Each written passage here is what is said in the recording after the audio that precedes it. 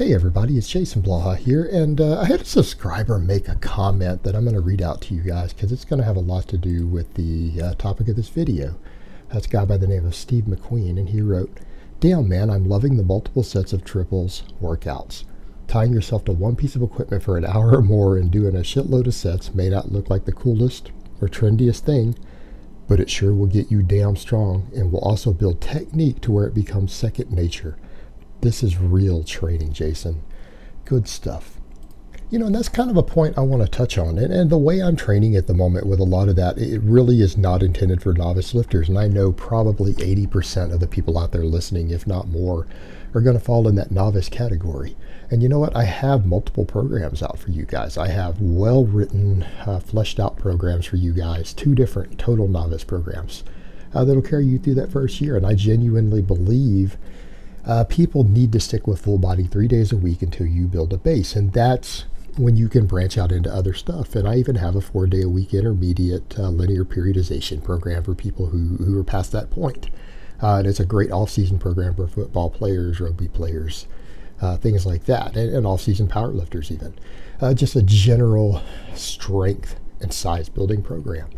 But there is something to be said for what I'm doing right now, and I'm doing it for a reason.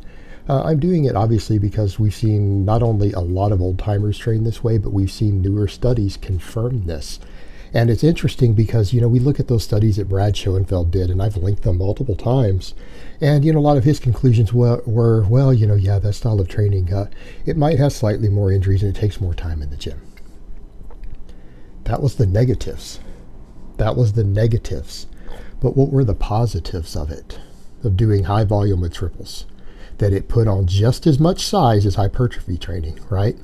The guys who did it gained the same amount of muscle as those who did strict hypertrophy training, but their maxes went up. They got stronger.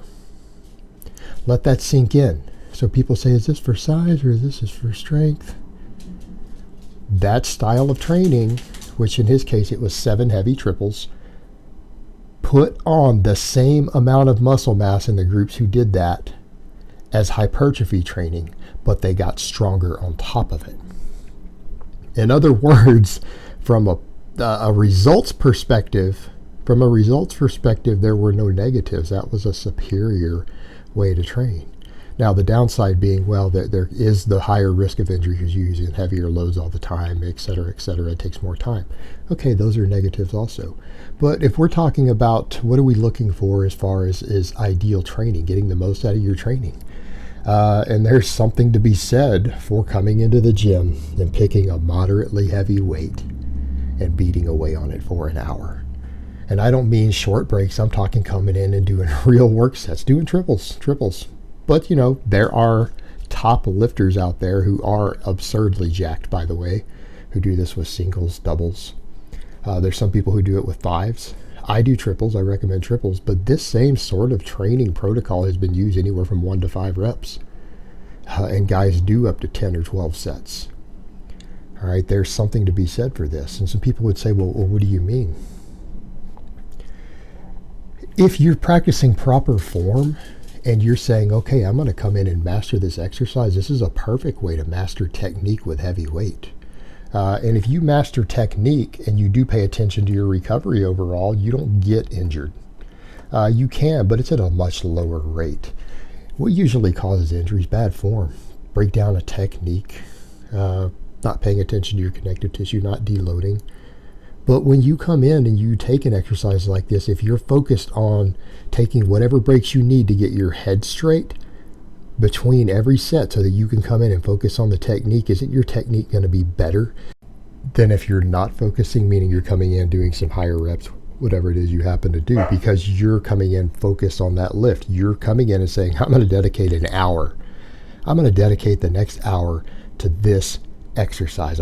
This isn't a chest day. This isn't a leg day. I'm not doing 6 different exercises. I am going to come in and I'm going to master the front squat. I'm going to master the ass to grass pause squat. I'm going to master the strict press, the pause bench, the floor press, a barbell row, a deadlift.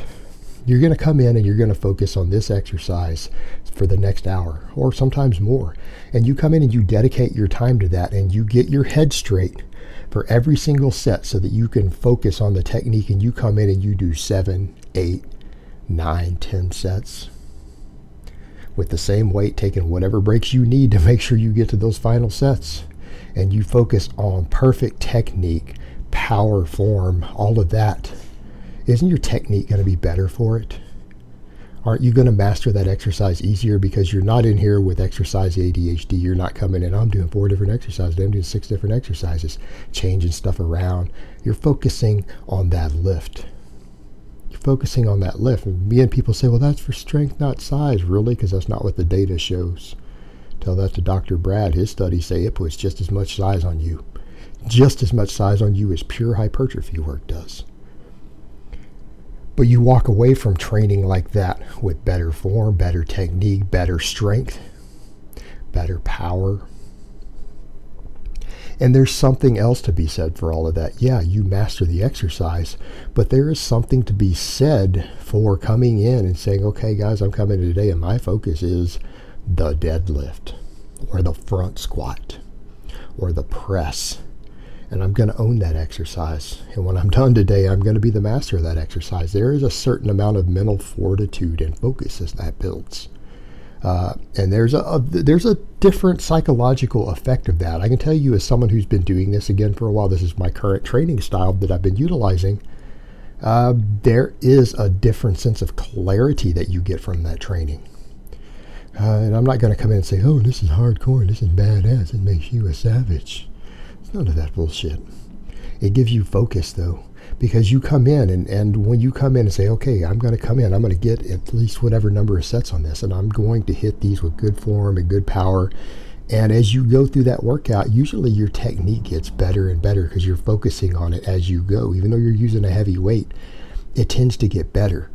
And when you finish that workout, there is a sense of achievement and a sense of accomplishment and confidence that comes with it, because you're like, you know what, man, I came in and I worked on this exercise, and I really focused on mastering my strength and my power and my form with a heavy weight on this exercise, and I did a bunch of sets, and you know what, I mastered it.